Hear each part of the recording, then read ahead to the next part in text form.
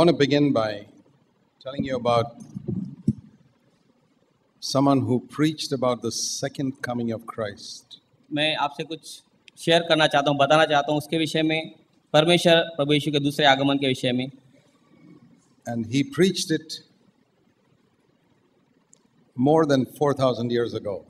और उसने यह प्रचार 4000 वर्ष से भी अधिक समय पहले किया है। You know, we've thought that the second coming of Christ is preached only after the days of the apostles. चेलों के पश्चात हम ये जानते हैं कि उसका आगमन निकट है। But we read that in the book of Jude about someone who preached about the second coming of Christ more than 4,000 years ago. लेकिन यहूदा के पुस्तक में हम पढ़ते हैं प्रभु यीशु मसीह का आगमन उसके यहाँ से आज से 4000 साल पहले, nearly about 5,000 years ago.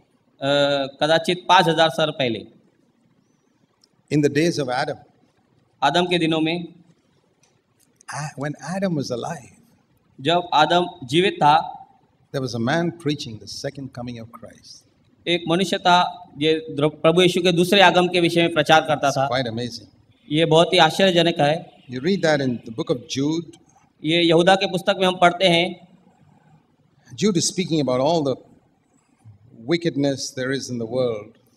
यहूदा ये बताता है कि जो भी बुराई दुष्टता इस जगत में हो रही है। And by the end of the first century, a lot of corruption had come into the church also. और पहले शताब्दी के समाप्त होने तक बहुत सी बुराई कलीसिया में भी आ चुकी थी। He speaks about certain people in the church, verse 11, who are going the way of Cain. Verse 11. 11वां वचन हम पढ़ेंगे। Who are going the way of Cain. जो कनान की ओर जा रहे थे। Not Canaan. कैन। जरा पढ़िए वहाँ. अच्छा।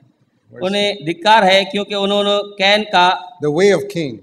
कैन के रास्ते से जा रहे थे वो लोग। And going in the error of Balaam.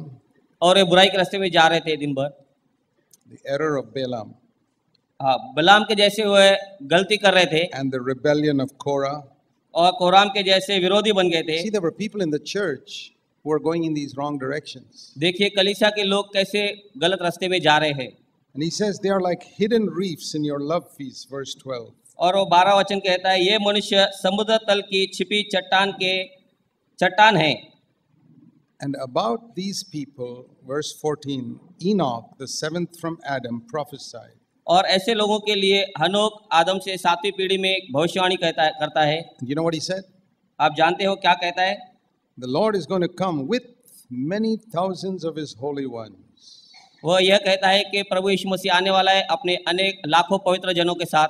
When is that going to happen? ये कब होने वाला है? That is the second coming of Christ. ये प्रभु यीशु मसीह का दूसरा आगमन है। You know, Adam lived for 930 years. आदम 930 साल जिया। And Enoch was born when Adam was still alive. जब हनोक जन्मा तब आदम जीवित था। And during Adam's lifetime, और आदम के जीवन काल में Enoch was preaching about the end of the world. हनोक उस समय प्रचार कर रहा था संसार के अंत का। How the Lord will come and will judge, verse 15. 15वें वचन में कैसा प्रभु यीशु मसीह आएगा और जगत का न्याय करेगा।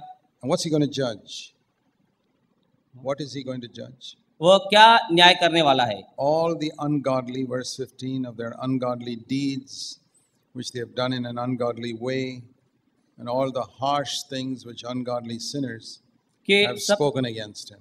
कि सबका न्याय करे और सब भक्तिहीनों को उनके सब अभक्ति के कामों को जो उन्होंने भक्तिहीन होकर किए और उन सब कठोर बातों के विषय में जो भक्तिहीन पापियों ने उसके विरोध में कही है, दोषी ठहराए। These are grumblers, verse 16, finding fault, following after their own lust, speaking arrogantly, flattering people for the sake of gaining an advantage. और 16 वचन कहता है ये कुड़कुड़ाने वाले, दोष ढूंढने वाले, अपनी वासनाओं के अनुसार चलने वाले, घमंड भरी बातें करने वाले और अपने लाभ के लिए लोगों की चापलूसी करने वाले लोग हैं। Enoch was the first preacher in the Bible. हनोक पहला प्रचारक था बाइबल में। He was a prophet. वो एक भविष्यवक्ता था। And his subject was the second coming of Christ. और उसका विषय था प्रभु यीशु मसीह का दूसरा आगमन। And he preached against sin.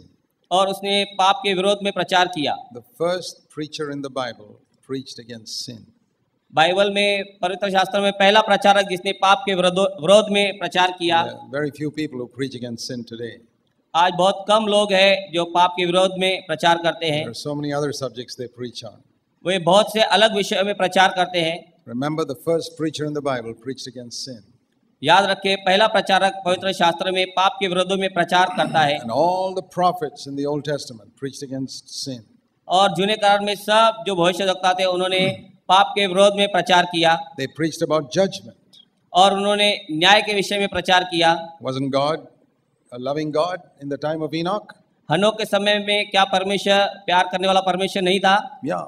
हाँ, He loved the world so much that he hated their sin. वो जगत से इतना प्यार करता है कि वो पाप से घृणा करता है। It's like, you may love your son so much, but you hate the disease in his body. ये ऐसा है कि जैसा आप अपने बच्चे से बहुत प्यार करते हैं लेकिन उसके शरीर में किसी बीमारी से आप बहुत ही घृणा करते हैं। You're not a good father if you don't hate disease in your children. आप अच्छे पिता नहीं है अगर आपके बच्चों के शरीर में जो कोई बीमारी है उसके प्रति आप घृणा नहीं रखते। The more you love your children, the more you'll hate the disease in their children. और जितना आप अपने बच्चे ज्यादा प्यार करते हैं उतना ही उसके शरीर में बीमारी से आप ज्यादा घृणा करते हैं। So a God who doesn't hate sin cannot be the true God. और वह परमेश्वर जो पाप से घृणा नहीं करता वह परमेश्वर नहीं हो सकता। And a preacher who represents God and does not preach against sin is a false preacher. और वह प्रचारक जो पाप को प्रचार नहीं करता विषय में विरोध में, वो सच्चा प्रचारक नहीं है। And that's what we can learn from Enoch. यह हम हनोक के द्वारा सीख सकते And हैं। he's mentioned here in the almost the last book of the Bible. पर पवित्र शास्त्र के आखिरी पुस्तक में वह यहाँ बताता है About Enoch. हनोक के विषय में, How he preached about the second coming and judgment that's going to come. न्याय जो होने वाला है और प्रभु यीशु मसीह के दूसरे आगमन के विषय में। And he preaches about people who go, as we see, verse 11, in the error of Balaam. और वो प्रचार करता है 11वें वचन के अनुसार बालम के गलती के विषय And the में way of Cain. और कैन के रास्ते में And the rebellion of Korah. और कोराम का विरोध करने वाले विषय में। These are things you will see in the church in the last days. और ये बातें कलीसिया में अंत के दिनों में हम देख सकते हैं। The way of Cain is the way of jealousy of other brothers. Can का विषय ऐसा है कि भाई से जलन रखने वाला। That means God blesses somebody else more than you and you are jealous of him. ये ऐसा है कि परमेश्वर किसी भाई को अधिक आशीर्वादित करता है और आप उससे जलन रखते हैं। Maybe materially, maybe spiritually. संसार की चीजों के विषय में हो सकता है, आत्मिक रीति में हो सकता है। And there's going to be jealousy in the hearts of those who claim to be God's children. जो परमेश्वर के लोग हैं, जन हैं, ऐसा दावा करते हैं, उनके हृदय में भी जलन हो सकती है। Cain killed his brother with a stone. Can ने अपने भाई को पत्थर से मार डाला। In the last days, people will kill their brothers with their tongue. अंत के दिनों में लोग अपने भाइयों को अपने मुंह से, शब्दों से मारेंगे। Because they are jealous. क्योंकि वे जलन रखने वाले लोग हैं। And the other thing you'll see in the last days और दूसरी बात अंत के दिनों में हम देखते हैं is people going by the error of Balaam. और वे बलाम किसी चाल धारण करते हैं। Balaam was a preacher. बलाम एक प्रचारक था। He was in touch with God, वो परमेश्वर के संपर्क में था, the true God, सच्चे परमेश्वर के। because we read that he could hear God speaking to him. क्योंकि हम पढ़ते हैं कि वो परमेश्वर को बोलते सुनता था। One day a king called him to give a message. एक दिन एक राजा ने उसे कुछ संदेश देने के लिए बुलाया। Now most preachers today, if a king or a president calls them, they won't even consult God, they'll go straight away. अगर आज के दिन में कोई महाराजा या मंत्री उन्हें आज प्रचारकों को बुलाएगा तो वे परमेश्वर से पूछना भी नहीं चाहेंगे, सीधे चले जाएंगे। Imagine Balaam said, I've got to ask God before I come, and maybe king or anybody, but I got to ask God. विचार कीजिए कि बिलाम ने यह कहा कि मैं परमेश्वर से पहले पूछूंगा, आप राजा होंगे तो भी कोई बड़ी बात नहीं है। I really respect such a man. I really respect such preachers. मैं ऐसे प्रचारक का आदर करता हूँ। But see what happened to him in a little while. और थोड़े समय के बाद हम देखते हैं कि उसके साथ क्या हुआ। God said, don't go. परमेश्वर ने कहा मत जा। And he sent a message to the king. I will not come, even if you call me. और तब उसने राजा के पास संदेश भेजा कि मैं नहीं आऊंगा, तू मुझे बुला रहा है फिर भी। We really need preachers like that. हमें ऐसे प्रचारकों की आवश्यकता है। But the king knew how to change the minds of these preachers. राजा जानता था ऐसे प्रचारक का मन कैसा फेरा जा सकता He है, knew that money can change the minds of many preachers. और वो पैसा दिखाकर बहुत से प्रचारकों का मन फिरा सकते So हैं। he sent some more people फिर उस राजा ने कुछ और and लोगों said, को भेजा I'll give you more money. I'll give you plenty of money. और उसने कहा मैं तुझे और ज्यादा बहुत ही पैसे दूंगा।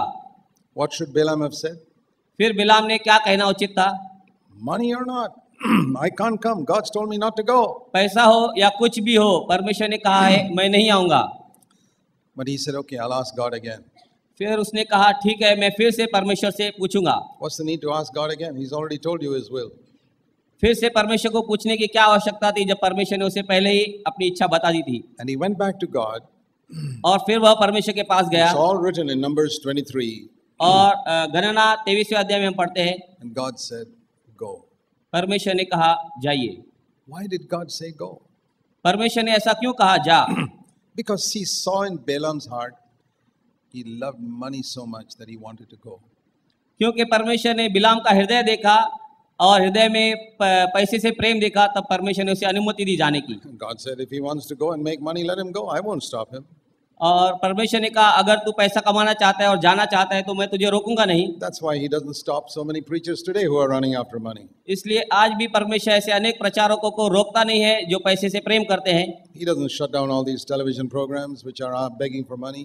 और कितने टीवी पर प्रोग्राम है जो पैसे के लिए भीख मांगने जैसा करते हैं, उन्हें बंद नहीं करता। Do you think it's difficult for God to shut them all down? You think it's difficult for God to shut them all down? क्या आपको ये लगता है कि परमेश्वर के लिए ये कठिन है इन सब कामों को बंद कर देना? No, let them go. नहीं।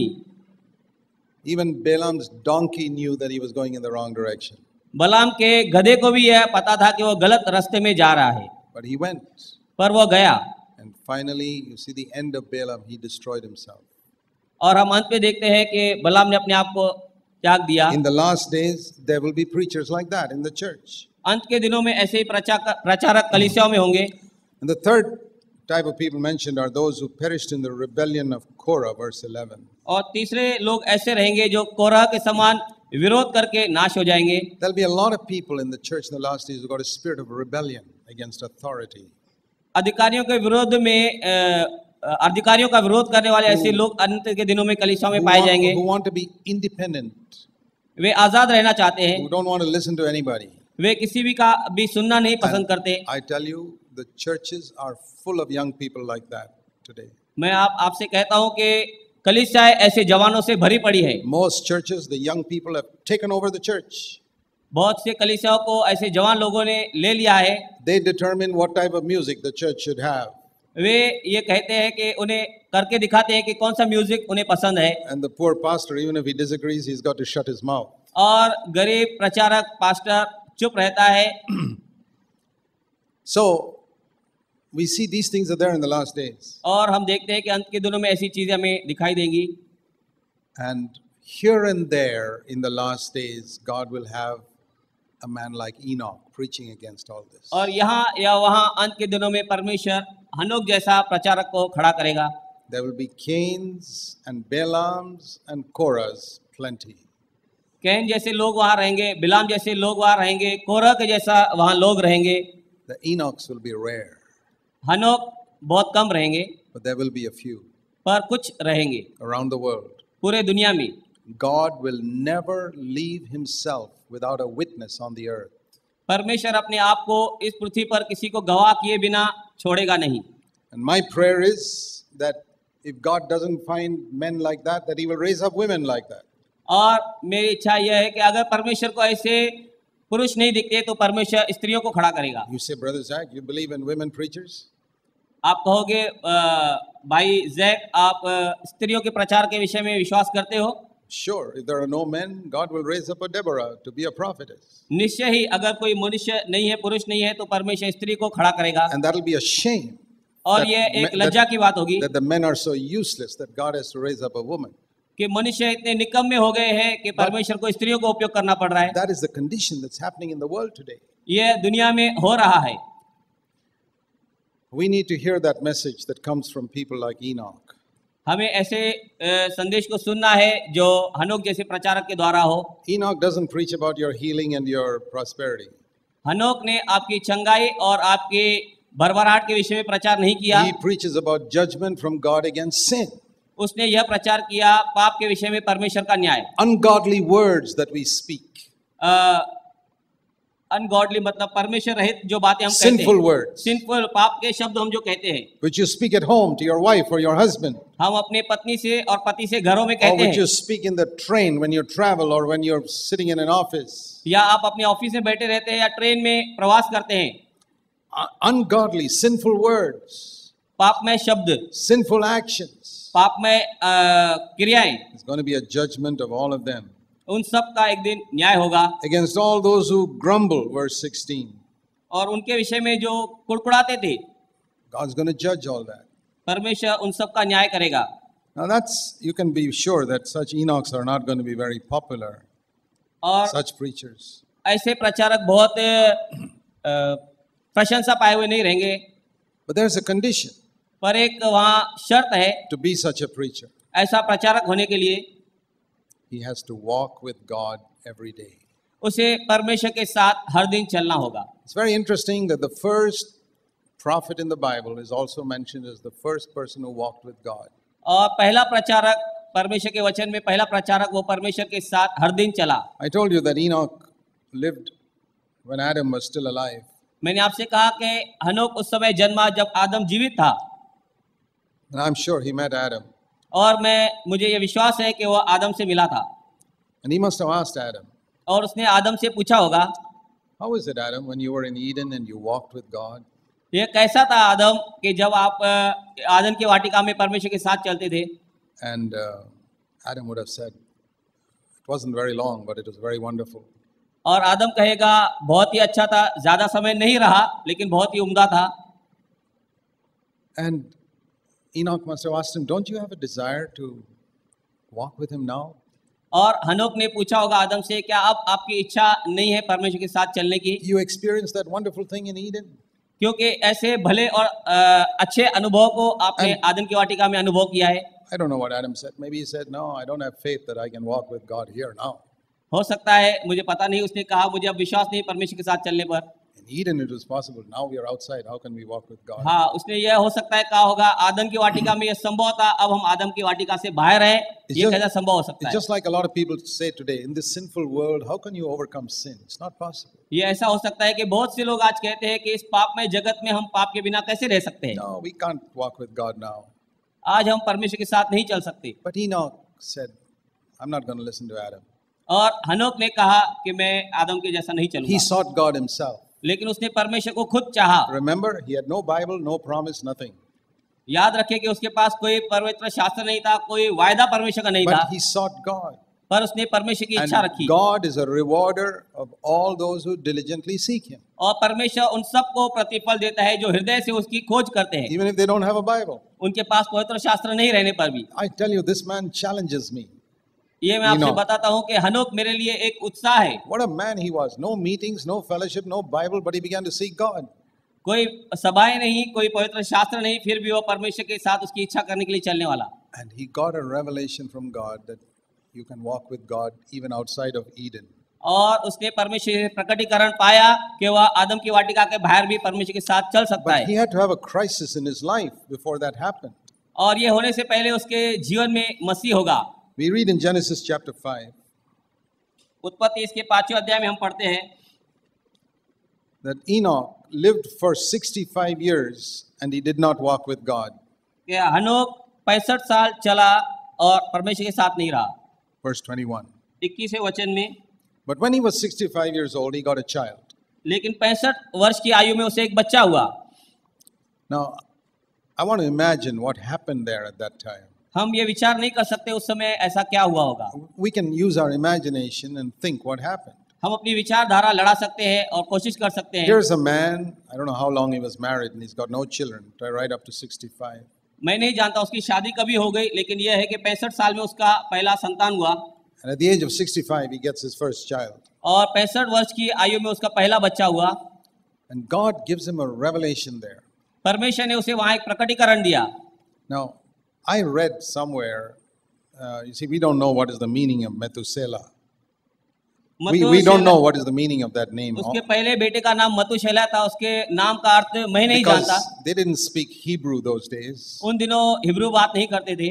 I don't know what language they spoke. मुझे पता नहीं वे कौन सी भाषा बोलते थे. But children very often had meanings to their names. लेकिन In those अक्सर days. उन दिनों में अक्सर करके बच्चों के नाम का अर्थ रहता था. Even Isaac had a meaning to his name. इसहाक के भी नाम को अर्थ था. Esau, Jacob, all there were meanings to their names. याकूब, इनके सब नामों को अर्थ था. According to something that God revealed. उस तरह से जैसा परमेश्वर ने उन पर प्रकट किया था. So I believe that God revealed to Enoch. और मैं सोचता हूँ कि जब परमेश्वर ने हनोक पर प्रकट किया, You're going to have a child now. आपको एक अब बच्चा होने वाला है. Yeah. आपको एक बच्चा होने वाला है. When that child is born, और जब वो बच्चा होगा, you got to name him Methuselah. और उसका नाम आप मतुशेलह रखना. Meaning, earth, when he dies, the judgment will come. जब वो मरेगा तब न्याय होगा. And that's what happened. और वैसा ही हुआ.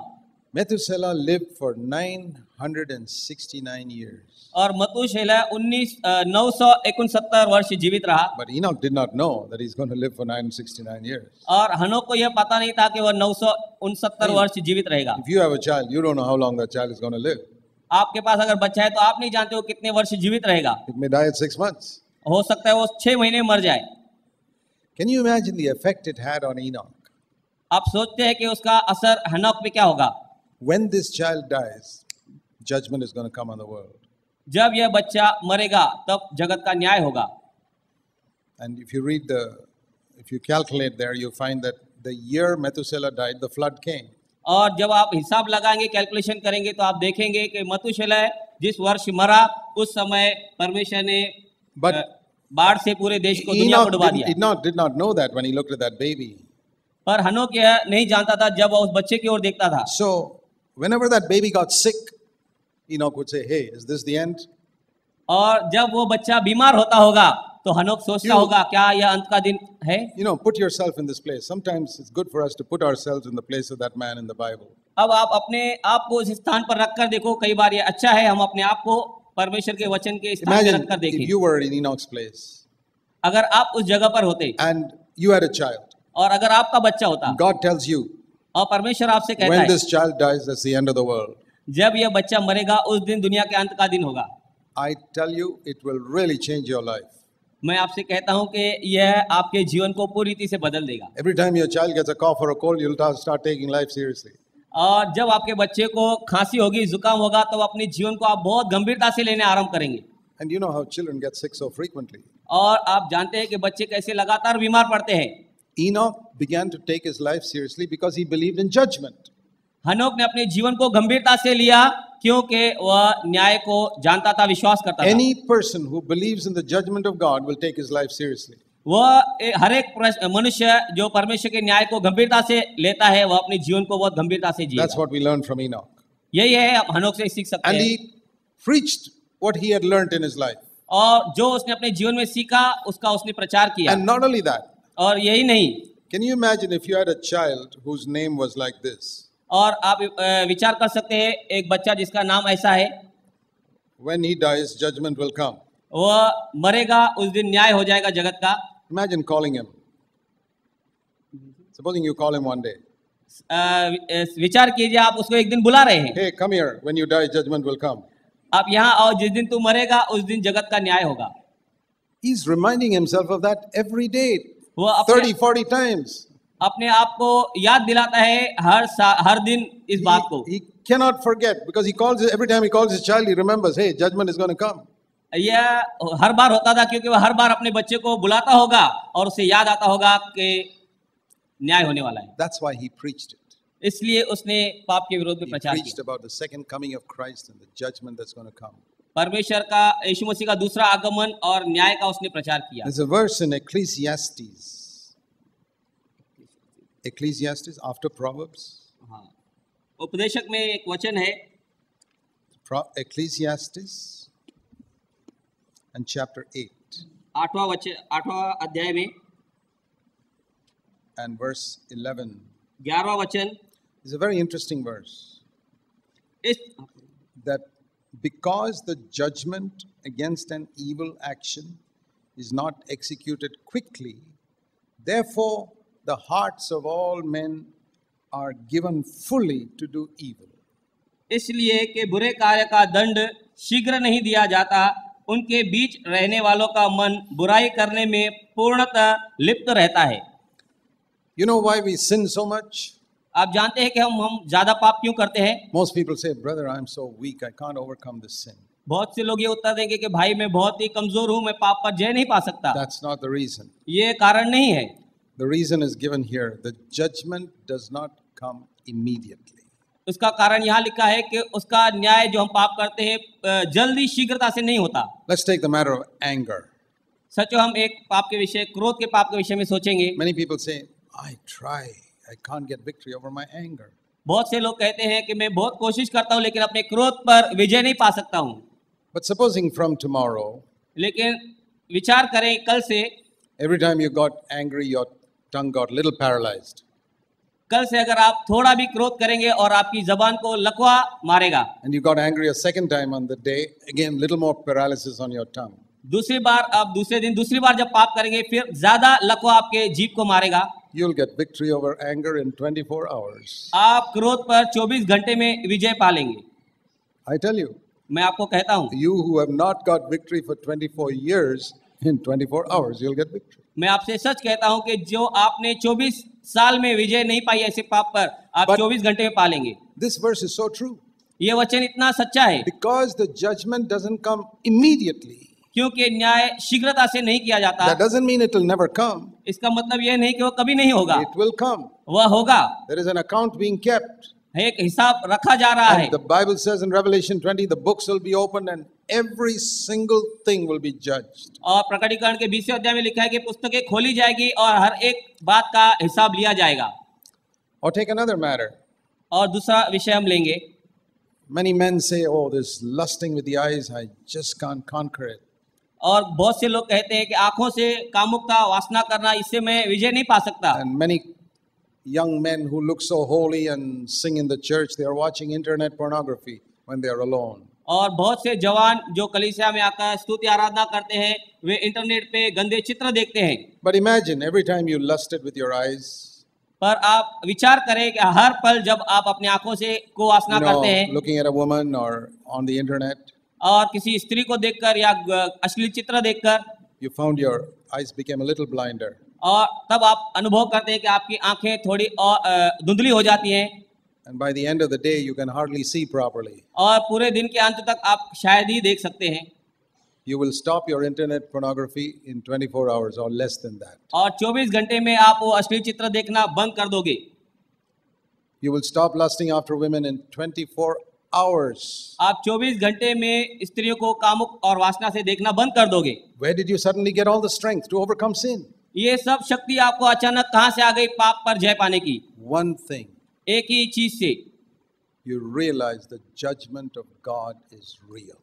जब आप ये महसूस करते हैं, विश्वास करते हैं कि परमेश्वर का न्याय सच्चा है, That God hates sin. कि परमेश्वर पाप से घृणा करता है। And that's what the devil doesn't want you to know. और यही है शैतान चाहता कि आप उसे इस बात को नहीं जाने। He keeps telling you, no, it'll never happen. और वो आपसे कहते रहता है कि यह कुछ होने वाला नहीं है। That's what he told Eve. जो यही उसने हवा से भी कहा। The first lie in the Bible. Do you know what the first lie in the Bible is? पहला बाइबल के अंदर झूठ क्या है आप जानते हैं? God will not judge sin. परमेश्वर पाप का न्याय नहीं करेगा। That is the first lie in the Bible. Bible के अंदर पहला ये झूठ है। You will not die, Eve. Nothing will happen. हवा तो नहीं मरेगी, कुछ होने वाला नहीं है। No, God is a loving God. If you sin also, He's not going to take it so seriously. परमेश्वर झूठा परमेश्वर है, तू पाप भी कर सकती है और जीवित रहेगी। Because He loves you so much. क्योंकि वह तुझसे बहुत प्यार करता है। And that lie the devil has been telling believers for hundreds of years now. और यही झूठ शैतान विश्वासियों से 100 सालों से कहते आ रहा है। Don't you feel that you also have believed the devil's lie just like Eve? जैसे हवा ने उस शैतान के बहकावे को ग्रहण कर लिया था, कि आपने भी ग्रहण कर लिया है? I say there are only two places you have to go to see how serious sin is in God's eyes. दो ही जगह है जिसमें आप देख सकते हैं कि पाप कितना गंभीर है परमेश्वर की नजर में। Go to Eden, Genesis 3. उत्पत्ति 3 अध्याय में आप आदम की वाटिका में जाइए Go to Eden and you'll see how serious sin is. और आदम की वाटिका में जाकर देखिए कि पाप कितना गंभीर One है। sin. एक पाप, It was so serious that God put them out of paradise immediately. और इतना गहरा था, इतना भारी था कि परमेश्वर ने उन्हें आदम की वाटिका से बाहर निकाल दिया। God means what he says.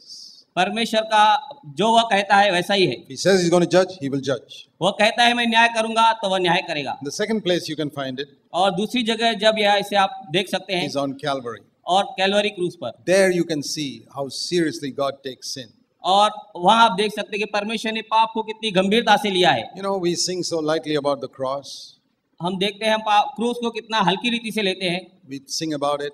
हम उसके लिए गाते हैं। We don't see the cross as the place where God shows he hates sin. और क्या आप ये नहीं विचार करते कि क्रूस ये दर्शाता है कि That पाप से परमेश्वर कितना sin घृणा has करता to be है, judged. कि पाप का न्याय होना अवश्य If है। you don't get it, then Jesus has to get it. अगर आपने ये नहीं लिया इसका दंड तो यीशु को लेना पड़ा, Either he or you. या आप या उसे, And because to save you from it, he took it. और आपको बचाने के लिए उसने वह दंड ले लिया। If he hadn't taken it, you and I would have got it. अगर उसने वह नहीं लिया होता तो आपको और मुझे यह दंड लेना What पड़ता। judgment? परमेश्वर का न्याय, What judgment? क्या न्याय क्या है? Forsaken by God for eternity. Forsaken by God for eternity. त्याग दो से अनंत काल से, Separated from him. उससे अलग कर दो, But because he took it, पर उसने उसे लिया so we are safe. और हमारा उद्धार हुआ, हम बच गए। We don't meditate enough on the judgment of God on Calvary. परमेश्वर का क्रूस पर न्याय को हम ज्यादा ध्यान नहीं देते, The devil just thinks, oh, God loves me so much. और शैतान हमें भ्रम में रखता है कि परमेश्वर हमसे कितना प्यार करता I है। see the love of God for me on Calvary. परमेश्वर का प्रेम कैलवरी पर देखो मेरे लिए, It's true. ये सच्चाई है। I want to exhort all of you to see the judgment of God on Calvary. मैं आप सबको उभारना चाहता हूँ कि आप देखो कि परमेश्वर का न्याय कैलवरी पर, You have seen enough of the love of God on Calvary. आपने परमेश्वर का प्रेम कैलवरी पर बहुत देख लिया See है। the judgment of God on sin on Calvary. परमेश्वर का न्याय पाप के विरोध में कैलवरी पर आप देखिए, Then you will realize how serious sin is. तब आप महसूस करेंगे पाप कितना गंभीर So है। Enoch realized that when he had this little baby. हनोक ने यह महसूस किया जब उसका वह छोटा बच्चा था, And when he realized that God is going to judge sin, और जब उसने यह महसूस किया कि परमेश्वर पाप के विषय न्याय करेगा, what is the result? उसका नतीजा क्या निकला? We read in Genesis 5, verse 22, उत्पत्ति 5वां अध्याय इसके 22वें वचन में हम पढ़ेंगे, that Enoch walked with God. हनोक परमेश्वर के साथ चला। That was the result of his believing that God's judgment will come on sin. परमेश्वर का न्याय पाप के विरोध में होगा, वह देखकर वह परमेश्वर के साथ चला। The day you believe that God will judge every sin, you will also start walking with God. जिस दिन आप ये विश्वास कर लोगे कि परमेश्वर पाप का न्याय करेगा, उस दिन आप परमेश्वर के साथ चलने लगोगे, And you can walk with God like Enoch. और आप परमेश्वर के साथ जैसे हनोक चल सकते हैं। Enoch was not a hermit or a sannyasi. और हनोक कोई सन्यासी या कोई अलग व्यक्ति नहीं था। He didn't go into the forest and live there to walk with God. परमेश्वर के साथ चलने के लिए वह कोई जंगल में नहीं चला गया। No, it says he lived as a family man. In 5:22 it says he walked with God and he had sons and daughters. और 22 वचन में पढ़ते हैं कि मथुशेलह के जन्म के पश्चात हनोक 300 वर्ष तक परमेश्वर के साथ चलता रहा तथा उसके और भी पुत्र और पुत्रियां हुई। He lived a normal family life and he had many sons and daughters and he walked with God. और उसने एक साधारण जीवन जिया जिसमें उसे और भी बच्चे बच्चियां हुए, परमेश्वर के साथ जिया। He lived with his wife at home. उसने अपनी पत्नी के साथ घर में And he रहा had many sons and daughters. और उसके और भी बेटे और बेटियां हुई। During those 300 years, and he was also walking with God. और उन 300 सालों में लेकिन वो फिर भी परमेश्वर के साथ चलता था। Can you walk with God when you have sons and daughters? क्या आप परमेश्वर के साथ चलते हैं जब आपके बच्चे पुत्र और पुत्रियां हैं? Sure. बिल्कुल, You can walk with God. आप परमेश्वर के साथ चल सकते हैं। You can live a normal life on this earth. आप यहाँ पृथ्वी पर एक साधारण जीवन जी सकते हैं। I can imagine that Enoch was a farmer and he went out farming to produce food for his family. मैं ये विचार करता हूँ कि हनोक एक किसान रहा होगा, वह जाता होगा, खेती करता होगा, अपने परिवार के लिए अन्न लाता होगा। Those days everybody was a farmer or a shepherd or something. उन दिनों में हर एक किसान था या तो चरवाहा था। And so Enoch had some type of job by which he supported his family. और हनोक के पास कुछ काम था जिसके द्वारा अपने परिवार की देखभाल करता था। He supported his family and he preached judgment. He preached the truth. और उसने अपने परिवार को संभाला और उसने सच्चाई का न्याय का प्रचार किया। That's the example for the last days. और ये अंत के दिनों के लिए उदाहरण है For you and me, हमारे और आपके लिए, that we walk with God, we proclaim judgment on sin, और हम पाप का न्याय के विषय में दावा करेंगे और परमेश्वर के साथ चलेंगे। and one day, like Enoch was taken up, we'll be taken up. और एक दिन जैसे हनोक उठा लिया गया, हम भी उठा लिए जाएंगे। That's wonderful. ये बहुत ही उम्दा है। But before he was taken up, पर इससे पहले कि वो उठा लिया जाता, we read in Hebrews in chapter 11, इब्रानियों की पत्री 11वें अध्याय में हम पढ़ते हैं उसके विषय में। you know how he is taken up? आप जानते हैं वो कैसे ऊपर उठा लिया गया? That's not written in Genesis 5. ये उत्पत्ति 5 में नहीं लिखा गया है। Genesis 5, it only says he was taken up. उत्पत्ति 5 केवल यही बताता है कि वो उठा लिया गया। But in Hebrews 11, और लेकिन इब्रानियों की पत्री इसके 11वें अध्याय में it says, verse 5, 5वें वचन में हम पढ़ते हैं, it was because of his faith that Enoch was taken up. यह उसका विश्वास था जिसके द्वारा हनोक उठा लिया See गया। what it says? By faith, Enoch was taken up. विश्वास के द्वारा हनोक उठा लिया गया। He had faith. उसके पास विश्वास था। God, how can death have power over me when I walk with you? मृत्यु को मुझ पर कैसी प्रभुता होगी अगर मैं परमेश्वर के साथ चलता हूँ? God said, you got such faith? परमेश्वर कहता है इसकी आपके पास इतना बड़ा विश्वास है, And I'll take you up. मैं आपको उठा लूंगा। Death will have no power over you. मृत्यु के आपके ऊपर कोई प्रभुता नहीं होगी। Oh, I tell you, that guy's faith challenges me. और मैं आपसे कहता हूं कि उस हनोक का विश्वास मुझे उत्साही करता है। All around him, people had died. Around him. उसके चारों ओर बहुत लोग मरे। See, you must read Genesis 5 like this. उत्पत्ति 5 आपको इस तरह से पढ़ना है। Let me read Genesis 5 to you again. हम आपके लिए उत्पत्ति 5वां अध्याय फिर से पढ़ेंगे। Genesis chapter 5, उत्पत्ति इसका 5वां अध्याय, verse 5. 5वां वचन। Adam lived 930 years and he died. आदम 930 वर्ष जिया और मर गया। Verse 8. Verse 8. वर्ष 8वां वचन। Seth lived 912 years and he died. शेत 912 वर्ष जीवित रहा और मर गया। Verse 11. 11वें वचन में Enosh lived 905 years and he died. Enosh 905 वर्ष जीवित रहा और मर गया। Verse 14. 14वें वचन में Canaan lived 910 years and he died. Kenan 910 वर्ष जीवित रहा और मर गया। Verse 17. 17वें वचन में Mahalalel lived 875 years and he died. 95 years and he died. महलेल 895 वर्ष जीवित रहा और मर Verse गया। 20. Jared lived 962 years and he died. 19वें वचन में हनोक 20.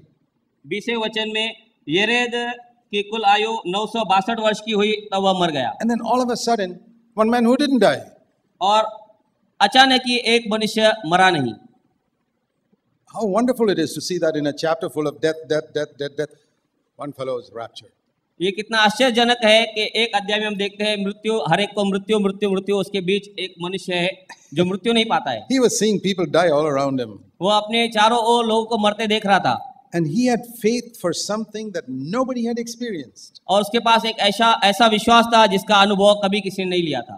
By faith, he did not see death. विश्वासी के द्वारा उसने मृत्यु को नहीं देखा। He walked with God. वह परमेश्वर के साथ चला। And he said, God, why should I die like all these other people?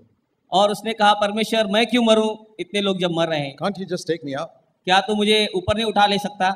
Imagine having faith for something that nobody had ever experienced till that day.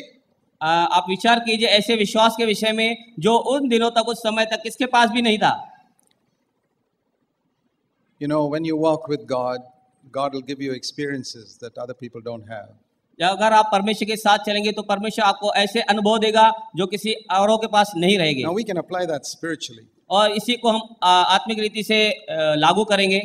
Let's talk about spiritual death. हम आत्मिक मौत के विषय में देखेंगे। Spiritual death is the result of sin. आत्मिक मौत पाप का प्रमाण है। I don't mean the final death in hell. That is called the second death.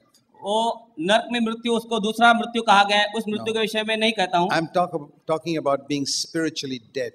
मैं आपसे उस विषय में कहता हूँ आत्मिक रीति से मरा हुआ रहना। Believers can be like that. विश्वासी ऐसे रह सकते हैं। The Lord told the elder in Sardis in Revelation 3 verse 1. प्रकटीकरण के 3 अध्याय और पहले वचन में सार्दिस की कलीसिया के दूत से परमेश्वर कहता है अगुए से कि तू मरा हुआ है, You're a believer. तू विश्वासी है, You have a name that you're alive, तुझे एक नाम है कि तू जीवित है, but you're dead. पर तू मरा हुआ है। He wasn't dead physically. वो शारीरिक रूप से मरा हुआ नहीं था, He was a believer who was spiritually dead. वह विश्वासी था लेकिन आत्मिक रीति से मरा हुआ He था। was a leader of a church who was spiritually dead. वह एक कलीसिया का अगुआ था लेकिन आत्मिक रीति से मरा हुआ था। And the whole church was spiritually dead. पूरी कलीसिया आत्मिक रीति से मरी हुई थी, But they talked about being born again. पर वे नए जन्म के विषय में बातें करते In थे। the first century, everybody talked about being born again. पहले शताब्दी में हर एक लोग नए जन्म के विषय में बातें करते Just थे। like today, so many people speak about being born again. जैसे आज भी कई लोग नए जन्म के विषय में बातें करते रहते हैं। In the first century, almost everybody spoke in tongues, पहली शताब्दी में लगभग सभी लोग अन्य भाषा में बातें but they were करते थे, spiritually dead. पर वे आत्मिक रीति से मरे हुए थे। I've seen a lot of people who say they are born again who are spiritually dead. मैं ऐसे कितने लोगों को जानता हूं जो आत्मिक रीति से मरे हुए हैं, जो कहते हैं हमारा नया जन्म हुआ I've है। seen a lot of people who speak in tongues who are spiritually dead. मैं ऐसे अनेक लोगों को जानता हूं जो अन्य भाषा में बातें करते हैं लेकिन आत्मिक रीति But से मरे they हुए हैं। imagine that they are filled with the Holy Spirit. पर उन्हें ऐसा महसूस होता है कि वे आत्मा से भरे हुए हैं। One of the clearest marks that they are spiritually dead is they love money so much. उनका एक निशानी यही है कि वो पैसे से ज्यादा प्रेम करते हैं, इस तरह से उनका निशानी बन जाता है कि वे आत्मिक रीति से मरे हुए हैं। They get angry so much. वे कितना जल्दी क्रोधित हो जाते हैं। The Spirit can give them other tongues but cannot control their mother tongue. What type of spirit is that? पवित्र आत्मा उनके अन्य भाषा पर नियंत्रण रख सकता है कि उनकी मातृभाषा पर नियंत्रण नहीं रख सकता। ये कौन सा पवित्र आत्मा You है? know what happened to me when God filled me with the Holy Spirit? आप जानते हैं कि मेरे साथ क्या हुआ जब पवित्र आत्मा से परमेश्वर ने मुझे भरा, And I began to speak in other tongues. I began to speak in unknown तब tongues. मैं अन्य भाषा में जब बात करने लगा, Something happened. God began to control my mother tongue also. That's how I knew it was really the Holy Spirit. तब मैंने पवित्र आत्मा को जाना जब परमेश्वर उस पश्चात मेरे अन्य भाषा के साथ मेरी मातृभाषा को भी नियंत्रण में लेने लगा। Evil spirits can give you other tongues, but they cannot control your mother tongue. दुष्ट आत्माएं आपको अन्य भाषा दे सकती हैं और उन पर ताबा ले सकती है, लेकिन आपके मातृभाषा पर It's ताबा नहीं ले possible सकती। for believers to be spiritually dead. ये हो सकता है एक विश्वासी आत्मिक रीति से मरा हो। So, where you see spiritual death, death, death all around you. और जब आप देखते हैं आप आत्मिक रीति से सब जगह मरण मरण और मरण। To have faith like Enoch is to believe, Lord, if I walk with you, I can overcome this spiritual death. हाँ, परमेश्वर पर इस तरह का हनोक के जैसा विश्वास करना हमें आत्मिक मृत्यु से बचा सकता है। It says he by faith he was taken up so death couldn't touch him. और हनोक के विषय में कहा गया कि विश्वास के द्वारा उसको उठा लिया गया और मृत्यु की उस पर प्रभुता नहीं हुई। He had a testimony, Hebrews 11:5, that he pleased God. और इब्रानी 11 अध्याय इसके 5वें वचन में एक साक्ष्य उसके विषय में कि उसने परमेश्वर को प्रसन्न किया। Why couldn't the other people walk with God? क्यों बाकी के लोग परमेश्वर के साथ नहीं चल सके? There were thousands of people on the earth those days. उन दिनों में हजारों लोग पृथ्वी पर थे, They didn't have an interest in walking with God. उनको रुचि नहीं था परमेश्वर के साथ चलने It's के लिए। because this one man had a desire. उस एक मनुष्य हनोक के पास इच्छा थी He believed in judgment. और वह न्याय पर विश्वास करता था, And he may have told other people और उसने अलग और लोगों को भी बताया होगा that when my son dies, judgment is going to come. मेरा बेटा जब मरेगा तब जगत का न्याय होगा। They'd have thought this guy's got a bit screw loose. He was all right till he was 65 years old. Something happened. और उस समय लोगों ने यह सोचा होगा इस मनुष्य का बुद्धि भ्रष्ट हो गया या वो गलत कह रहा है, जिसको हम कहते हैं सठिया गया है। As if his son is so important that when his son dies, judgment is going to come. और इसके लिए इतना पुत्र महत्व का है कि जिस दिन इसका पुत्र मर जाएगा और जगत का न्याय होगा। So they laughed at him. और वे उस पर हंसते थे, But he walked with God. लेकिन वो परमेश्वर के साथ And he चला pleased God. और उसने परमेश्वर को प्रसन्न किया। I want to say to you, मैं आपसे कहना चाहता हूँ, this is the testimony he had before he was taken up. उसके पास ऐसी यह गवाही थी जब See- वह उठा लिया गया उससे See what पहले। it says. Hebrews 11:5. इब्रानियों इसका 11 अध्याय 5वां The वचन last कहता है, part. आखिरी का भाग, Before he was taken up, he had this testimony from God that he was pleasing to God. विश्वासी से हनोक ऊपर उठा लिया गया कि वह मृत्यु को न देखे, उसका फिर पता न चला क्योंकि परमेश्वर ने उसे उठा लिया था। उसके लिए यह गवाही दी गई थी कि उठाए जाने से पूर्व वह परमेश्वर को प्रिय था। God gave a testimony. परमेश्वर ने वहां एक गवाही दी, He pleasing me, उसने मुझे प्रसन्न किया है and I'm going to take him up. और मैं उसे उठा लेने वाला हूँ। Listen to these words. इन शब्दों को सुनिए, Before he was taken up, उसके उठाए जाने से पहले he had this testimony उसके पास यह साक्ष्य था, that he was pleasing to God. वह परमेश्वर को प्रसन्न करता था। As a Christian, do you believe you're going to be taken up when Christ comes? एक मसीह होने के नाते आपको क्या यह विश्वास है कि जब प्रभु यीशु मसीह आएगा तब आप उठा लिए जाओगे? What is going to be your testimony before you're taken up? आपकी गवाही क्या होगी आपके पुनरुत्थान होने से पहले? That you pleased God. कि आपने परमेश्वर को प्रसन्न किया? When I was a young boy, जब मैं एक जवान था, my father used to take me in Delhi to watch the Republic Day parade. मेरे पिता मुझे दिल्ली में आज़ादी के दिन का परेड दिखाने के लिए ले जाता था. That was January the 26th every year. Republican day 26 जनवरी हर साल. And I would see the Paramveer Chakra, the highest military honor being given to और some परमवीर चक्र military people.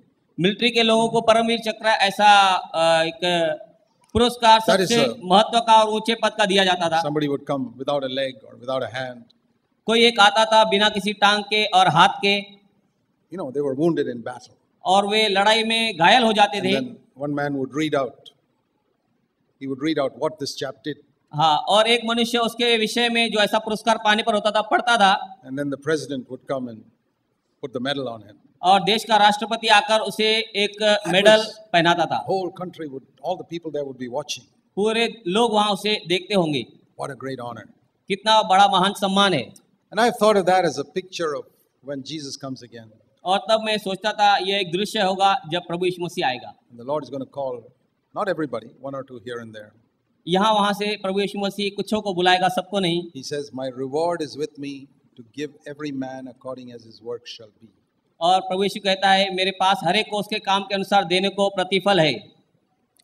And Enoch is going to come. Enoch will come. और हनोक आएगा. What's his testimony? What are they going to read out? और उसके लिए क्या पढ़ा जाएगा? उसका साक्ष्य क्या था? 300 years he walked with God. 300 साल वह परमेश्वर के साथ चला. He didn't bother about what other people thought about him. उसने इस बात की चिंता नहीं की कि लोग उसके विषय में क्या कहते हैं. He only wanted to please God. वह केवल परमेश्वर को प्रसन्न करना चाहता था. People made fun of him. लोगों ने उसका मजाक किया. They troubled him. उसको सताया. It didn't make any difference. ये उससे कोई भी फर्क नहीं पड़ता था. In humility he walked with God. नम्रता में वह परमेश्वर के साथ चला. Only humble people can walk with God. केवल नम्र लोग परमेश्वर के साथ चल So सकते हैं. I know Enoch must have been a very humble man. मैं ये विचार करता हूँ कि हनोक निश्चय ही एक बहुत नम्र व्यक्ति रहा Preached होगा. strongly against sin. क्योंकि उसने पाप के विषय में बहुत गंभीरता से सिखाया और प्रचार किया. And he pleased God. That was his testimony. और उसकी साक्ष्य यह थी कि उसने परमेश्वर को प्रसन्न किया. No testimony of how much money he made or what all he accomplished on this earth. उसने इस धरती पर क्या क्या काम पूरा किया या कितना धन संपत्ति कमाया ऐसा कोई गवाही नहीं. He pleased God for 300 years. उसने 300 साल तक लगातार परमेश्वर को प्रसन्न किया. Dear brother and sister, प्यारे भाई और बहनों, if you have that testimony before you're taken up, आपके उठाए जाने से पहले अगर आपके पास ऐसी गवाही है, you'll discover in the final day that's the most useful way you could have lived on this earth. आप अंत के दिन तब जानोगे कि ऐसा तरीका, ये रास्ता सबसे लाभदायक था इस पृथ्वी पर जीने का. And such people will influence others. ऐसे ही लोग दूसरों को भी प्रभाव करते हैं. Not everybody. हर एक नहीं. There were a lot of people around, they didn't bother about Enoch. बहुत से लोग हनोक के आजू बाजू थे लेकिन उसके विषय में वे चिंता नहीं करते थे, सोचते नहीं थे. I don't even know whether his wife was interested in walking with God. मैं ये भी नहीं जानता कि उसकी पत्नी हनोक की परमेश्वर के साथ चली या This नहीं. Methuselah, he didn't walk with God either. मतुशेला उसका बेटा भी परमेश्वर के साथ, He didn't walk with God. वो परमेश्वर के साथ नहीं चला. They had a very godly father. उनके पास एक बहुत ही परमेश्वर का भय मानने वाला परमेश्वर का जन पिता था. Turn to Genesis 5. उत्पत्ति इसके 5वें अध्याय में हम फिर से पढ़ेंगे. It says Methuselah, verse 25, had a son called Lamech. 25वें वचन में हम पढ़ेंगे. 5:25. 5:25 में जब मतुशेलह 187 वर्ष का था तब उससे लेमेक उत्पन्न हुआ. And Lamech, verse 28, 28वां वचन. had a son whose name, verse 29, was Noah. और लेमेक उसके पुत्र का नाम 29वें वचन है, उसने यह कहकर उसका नाम नूह रखा. So Methuselah was the grandfather of Noah. तो मतुशेलह नूह का दादाजी था. Methuselah was 369 years old. मतुशेलह 369 वर्ष का था And Noah was born. जब नूह जन्म लिया. by the time Enoch had died. और Enoch had been taken up. Enoch had उस been समय taken up. तक हनोक उठा लिया गया था, He was not alive when Noah was born. वो वहां नहीं था जब नूह का जन्म हुआ। But Noah grew up as a little boy, 10 years old. Noah grew up as a little boy. नूह एक छोटा बच्चा बड़ा हुआ, Maybe when he was 10 or 12 years old. हो सकता है वो 10 या 12 साल का रहा होगा। He went and sat on his grandfather's lap हो सकता है वो अपने दादाजी के गोद में जाकर बैठा होगा and said, Methuselah, grandpa, tell me. और उसने यह हो सकता है कहा होगा, मतुशेला मेरे दादाजी, I heard that your father walked with God. मैं ये सुनता हूँ कि आपका पिताजी, मेरा परदादा परमेश्वर के साथ चला। Tell me, how is that? ये कैसा हुआ? Can you tell me what type of person your father was? मुझे बताइए आपका पिताजी किस तरह का मनुष्य था। And this little boy had a desire to know how Enoch walked with God. और इस छोटे से बच्चे में एक इच्छा थी जानने की कि हनोक कैसा चला परमेश्वर के साथ। Methuselah would have told him. मतुशेला ने हो सकता है उसे बताया होगा।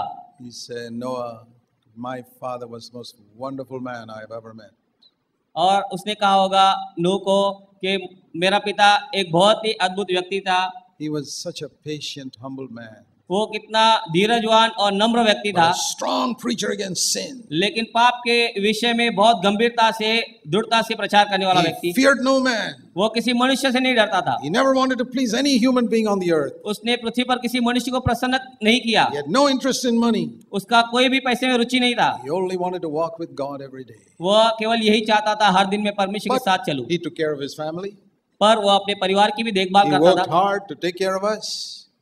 उसने हमारी देखभाल करने के लिए बहुत कष्ट और मेहनत किया, But he walked with God. पर वो परमेश्वर के साथ भी चला। And as Noah grew up, और जैसा नूह बड़ा हुआ, there came in his heart a desire उसके हृदय में एक ऐसी इच्छा आई, which nobody else had.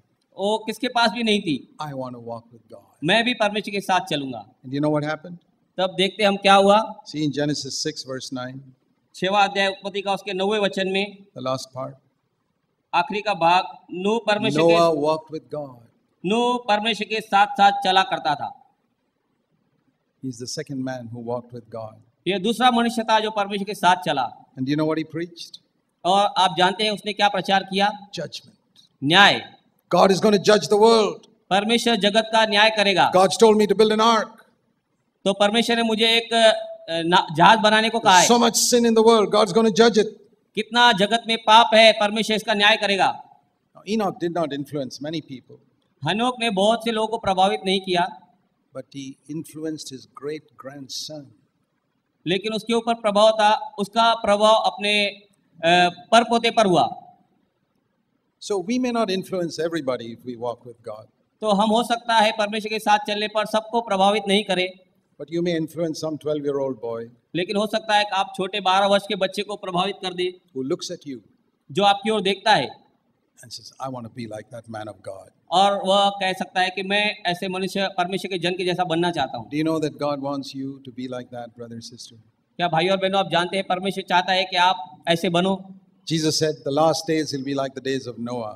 परमेश्वर यीशु मसीह ने कहा कि अंत के दिन नूह के दिनों के समान होंगे। We are approaching the second coming of Christ. हम परमेश्वर प्रभु यीशु के दूसरे आगमन की ओर बढ़ रहे हैं। It's very, very close. हम बहुत ही उसके निकट पहुंच गए हैं। There are only two places in the world mentioned in relation to the last days. केवल बाइबल में दो ही ऐसे वचन हैं जो अंत के दिनों के विषय में संबोधित करते हैं। One is Jerusalem. पहला यरूशलेम। Jesus said in Luke 21, यीशु ने लूक के 21वें अध्याय में कहा, verse 20, 20वां वचन, when you see Jerusalem surrounded by armies, you know its desolation is at hand. परंतु जब तुम यरूशलेम को सेनाओं से घिरा हुआ देखो तब जान लेना कि उसका उजड़ जाना निकट है। And Jerusalem, verse 24, will be trampled underfoot, the last part of verse 24, by the other nations till the times of the Gentiles are fulfilled. और 24वें वचन के आखिरी के पद जगह में हम देखेंगे कि जब तक गैर यहूदियों के समय पूरा न हो यरूशलेम गैर यहूदियों के पैरों के तले रौंदा जाएगा। Jerusalem was ruled by heathen nations, by non-Jewish nations until 1967. 1967 तक यरूशलेम अन्य जातियों से उसका अन्य जातियों का उसका ऊपर राज्य था। That was fulfilled in 1967. 1967 में ये पूरा हुआ। The second place mentioned in the Bible दूसरी जगह बाइबल में यह दर्शाई गई है in relation to the last days अंत के दिनों के संबंध में is Iraq. इराक के विषय में। Revelation chapter 9, रेवलेशन प्रकटीकरण इसका 9वां अध्याय verse 14. 14वां वचन। The Lord says, release the demons that are tied up near the river Euphrates. 9:14 Hmm. वह छठवें सरदूत से जिसके पास तुरही थी कह रहा था उन 4 सरदूतों को जो फरात महानदी के निकट बंधे हैं खोल दे। That's repeated again in chapter 16 16वें अध्याय में यह फिर से दोहराया गया है and verse 12. और 12वें अध्याय में। And in both places, if you read it, और दोनों जगह पर अगर आप ये पढ़ते it's हैं talking about war around the river Euphrates. River Euphrates, which you just read. 9:16. 9:16 में हम पढ़ते हैं 9:14. Yeah, that river. फरात नदी के That river goes through Iraq. वो रिवर नदी इराक से होकर बहती है There's going to be war around Iraq. और इराक के चारों ओर युद्ध होगी। We never heard about war in Iraq till about 6-7 years ago. 6-7 साल पहले हमने कब इराक के अंदर लड़ाई को Those सुना। are the only 2 places mentioned in relation to the last days. अंत के दिनों के विषय में केवल ये 2 ही जगह है जो बाइबल में दर्शाई गई है। We are living in the generation that is going to see the second coming of Christ. हम उस पीढ़ी में जी रहे हैं जो शायद देखने वाली है प्रभु यीशु मसीह का दूसरा आगमन। You know what you should be doing? आपको पता है आपको क्या करते रहना चाहिए? You should be walking with God like Enoch. हनोक के जैसा आपको परमेश्वर के साथ साथ चलना चाहिए। You should have a testimony that you are pleasing to God आपके पास एक ऐसी गवाही होनी चाहिए कि आपने परमेश्वर को प्रसन्न किया है before He comes to take us up. उससे पहले कि वो हमें लेने आए। What shall we say in conclusion? सब समेट कर हमें अंत में क्या कहना है? He who has ears to hear, let him hear. जिसके कान वह सुन ले के परमेश्वर क्या कह रहा Let's है। pray. आइए हम प्रार्थना करेंगे। Heavenly Father, पवित्र परमेश्वर, help us to understand the times in which we are living. हमें उन समय को समझने की समझ दे जो चल रहे हैं And to be ready for your coming. कि हम तेरे आगमन के लिए तैयार हो जाएं। We humbly ask in Jesus' name. हम अपने आप को नम्र करें यीशु के नाम में। Amen. आमीन।